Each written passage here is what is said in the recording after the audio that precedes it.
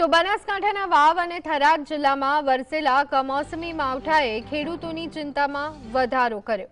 થરાદ અને લાખણી વિસ્તારમાં ભારે પવન સાથેના વરસાદથી ઈસબગુલ, દિવેલા, તમાકુ અને વરિયાળી જેવા રોકડિયા પાકને વ્યાપક નુકસાનની ભીતિ સેવાઈ રહી છે।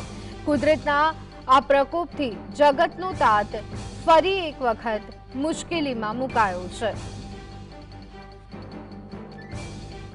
તો સાબરકાંઠા, બનાસકાંઠા સહિત રાજ્યના અનેક જિલ્લાઓમાં ભર ઉનાળે માવઠાનો માર જોવા મળી રહ્યો છે। માવઠું પડતાની સાથે જ ખેડૂતોની હાલત વધુ એક વખત કફોડી બની છે।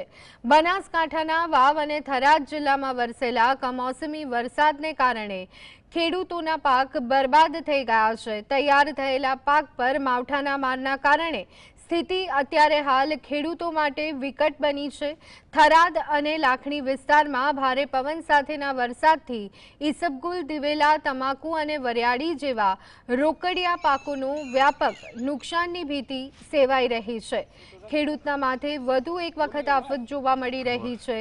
આજે અને આવતીકાલે એટલે વધુ એક દિવસ માવઠાનો માર થાય તેવી શક્યતા હવામાન વિભાગ તરફથી વ્યક્ત કરવામાં આવી છે। તો વાવ અને થરાદમાં ખેડૂતોના તૈયાર પાક પર માવઠાનો માર પડવાને કારણે સ્થિતિ વિકટ જોવા મળી રહી છે। માર્કેટિંગ યાર્ડમાં ખેડૂતો પોતાનો પાક જમા કરાવવા માટે પહોંચી રહ્યા છે, પરંતુ તૈયાર પાકને મૂકવા માટે અપૂરતી વ્યવસ્થા હોવાને કારણે માર્કેટિંગ યાર્ડ તરફથી પણ ખેડૂતોને મનાઈ કરવામાં આવી રહી છે। ત્યારે ખેડૂતો માટે ચિંતા બમણી થઈ રહી છે। તો બનાસકાંઠાના વાવ અને થરાદ જિલ્લાના આ દ્રશ્યો કે જ્યાં વરસેલા વરસાદ અને કમોસમી માવઠાના કારણે ખેડૂતોના પાકની હાલત બગડી ગઈ છે। તો આજ અંગે વધુ વિગત મેળવી લઈએ। સંવાદદાતા કલ્પેશ અમારી સાથે જોડાઈ ગયા છે।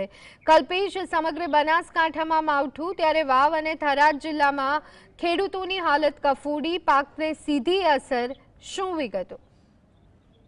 ચોક્કસ જણાવ્યું કે ગત મોડે રાત્રે વાવ હોય, થરાદ હોય, સુઈગામો સહિત વિસ્તારમાં જે ભારે વરસાદ અને તોફાની પવનના કારણે એક મોટા વૃક્ષો ધરાશયી થયા છે અને ખેતરમાં જે ખેડૂતોએ વાવેલો હતો પાક હતો, ઈસબગુલ હતું, દિવેલા હતા, વરિયાળી હતી, જેવા પાકને અનેક નુકસાન થયું છે। સૌથી મોટું નુકસાન ગણવામાં આવે તો અત્યારે ખેડૂતોએ ખેતરોમાંથી તમાકુ વાઢેલી કાપણી કરેલ હતી અને ઘઉંની કાપણી કરેલ હતી, તે પાકને સૌથી વધુ મોટું નુકસાન થવા।